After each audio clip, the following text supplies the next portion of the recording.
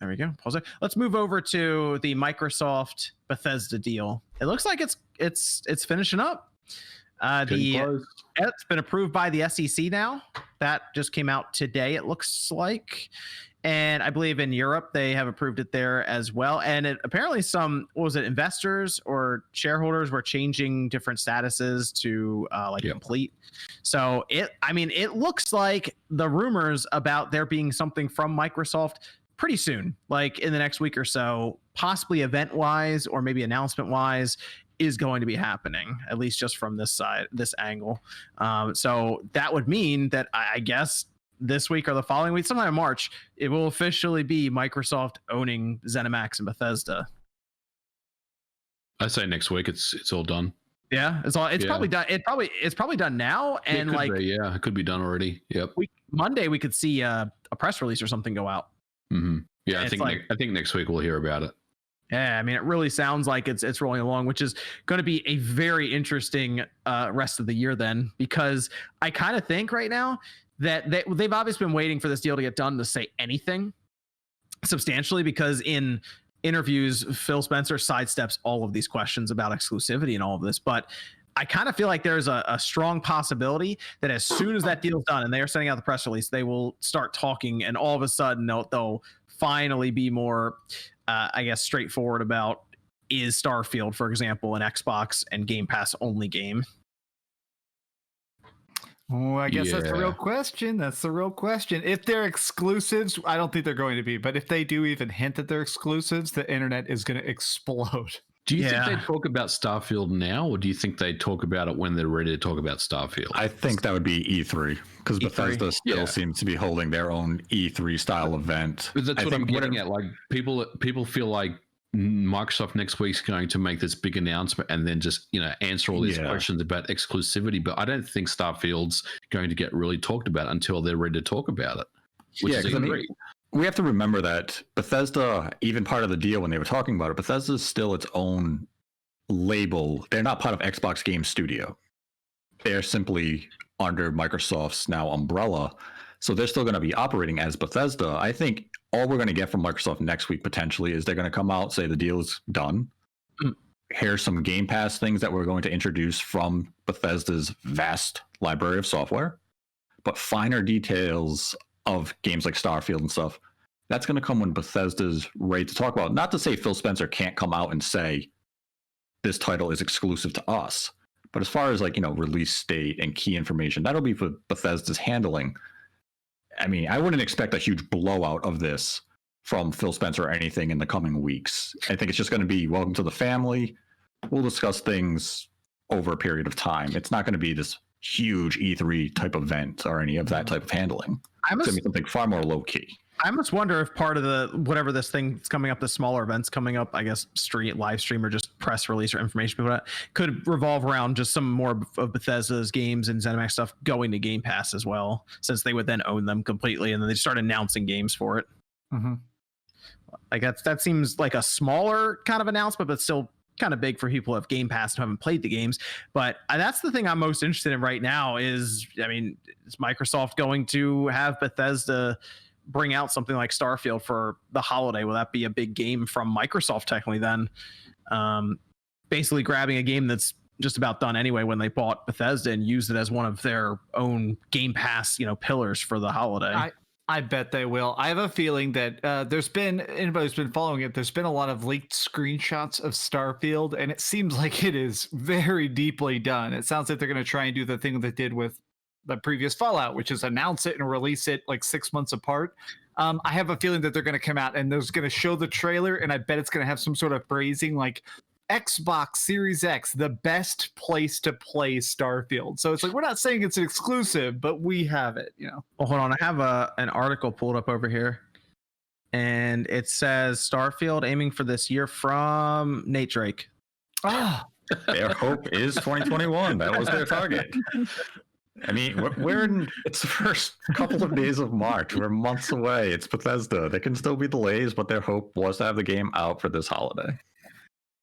Nate, you got to stop popping up everywhere. At least pop up on your own website. I say it on my own podcast. People just don't make articles about it. They wait to read it on other websites. We can we'll fix that up. We'll fix that up. Yeah. Okay. So we're talking Starfield because that's the next obvious one. I assume Elder Scrolls will be only for them as well. There is this thought that Microsoft would continue to develop for the PlayStation, which is interesting that they would take games and also put them on PlayStation. I think the reason people think that is because they see such a large acquisition happen, and it would be very strange to them for all of a sudden Bethesda to say, "Oh yeah, no more PlayStation stuff," because it's hard for them to separate right now that those games aren't necessarily going to be PlayStation going forward anymore. If that is the case, I don't see why Microsoft would develop for PlayStation though if they want to push Game Pass that hard. I mean, isn't it free money? Like, I feel like if you come out and say, like, I'm on the bandwagon, then I think that they're going to do cross-platform for a very long time. And my thinking is, okay, sell it to the PlayStation people that want to buy it. Oh, you got a PlayStation 5? Cool, buy it for $70 because that's what it'll be. Oh, do you have Games Pass? Well, cool. Then you just play it on your Xbox Games Pass. I feel like to them, that's win-win. Why not sell it everywhere? I mean, isn't that, we could use the same argument then for Sony, right? They should try to sell it everywhere too. They're exclusives. What about timed exclusives? That's the only thing I look at. I'm like, yeah, timed exclusives too. Like, you're right. Like, I think, what was it, Deathloop? They had a thing at the end of it now where it's like it's a console exclusive until 2023 or something like that now. I mean, hot take, nobody clipped this out of context, but if they started doing, if Sony started doing a thing where they released something 2 years afterward on every platform, I don't think that's a bad move. Straight up, if God of War, I'm being dead serious, God of War came to Xbox 2 or 3 years after, let them. Who cares? It's free money. Who cares? Those people weren't going to buy a PlayStation anyways. And they're kind of already doing it with PC. I mean, Horizon. Yeah, PC. Apparently, there's a whole bunch of games going to PC in the future. I mean, PC, I can see that, but like having 2 years later than to Xbox, I think Sony wants to kind of change the narrative of their games in terms of how much like they want to keep the value for longer. So 2 years, I mean, I see what you're saying, but I don't know. I think Sony wants you to buy their system because of their exclusive games. I really think Sony wants to be that, like that's what they want to do. I know they can make more money doing it that way, and that would be something, but I don't know. The thing is, it's hard for me because they paid a lot of money for Bethesda and ZeniMax, whereas they could have just not paid that money and still got the games to their system. So it feels like they would have done better just making Game Pass deals as they went along rather than just buy ZeniMax and Bethesda for that kind of money. I mean, do you think that they were also kind of doing that to I don't want to say save face or whatever, but do you think it was to kind of seem like they were, I guess, ramping up more behind the scenes to make it seem like there was more going on than just what we've been seeing, They could have. I mean, one of these an acquisition like this is to, I guess, show confidence in the product. Although they did buy Skype for like $2.5 billion. Why? What's Skype? I had to use it the other day, and it's still awful. Skype, I don't think it's that bad.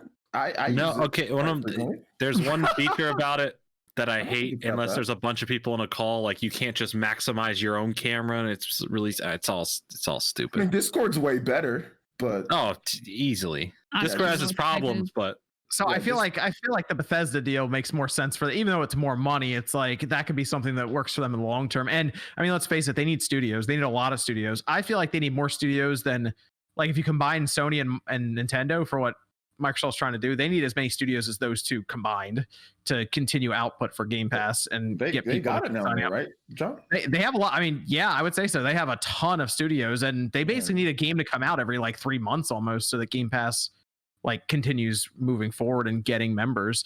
The one thing I thought about, if they were going to put games on PlayStation, they might try to put live service games on there and make PlayStation users sign into Xbox Live. They do it with Minecraft. True. So why wouldn't you do that with like Elder Scrolls 6 is a game you have to sign into Xbox Live to use. There you go.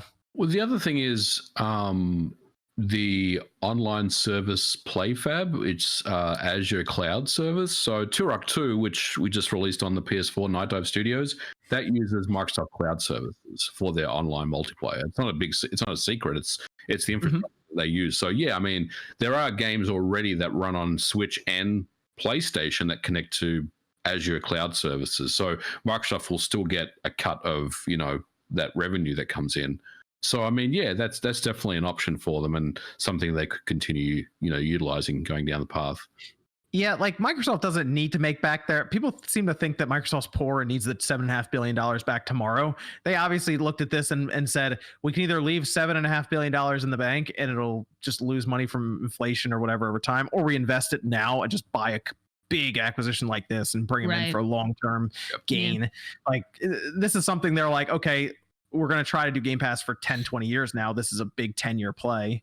And that's the plan. They need those. I feel like from what I've seen online and what I've been seeing talked about is I feel like, Nate, do you know this, that Phil Spencer, Satya Nadella, a lot of their stuff is tied to subscriptions through Game Pass and like other subscription services at Microsoft. So like they are pushing hard for services. Is that right? Yeah, they are big. They have big pushers for services. That's their main focus. That's all they want. So to them, a one-time fee of $7.5 billion that could potentially drive, hundreds of 100 million subscribers in the future is worth it. Yes, I mean that's what they're gambling on, and it's a move of, if it works out, they look like industry geniuses. If it fails, you put a lot of money on that role. Yeah, but they've made some weird acquisitions in the past anyway. So we just talked about Skype. Yeah, I mean look how well the Minecraft acquisition has worked out for them. Oh, it's worked out beautifully. Yeah, that was a lot of money that was just for, it's for the property obviously and all the merchandise stuff, but that was $2.5 billion. Yep. So yeah, that was quite a bit. I guess if you compare that to Bethesda, that's pretty solid. So yeah, I mean, when you think of what they acquired with Bethesda, even in terms of just IP, you have Elder Scrolls, Doom, Wolfenstein, Indiana Jones. You have so many prestigious IPs now.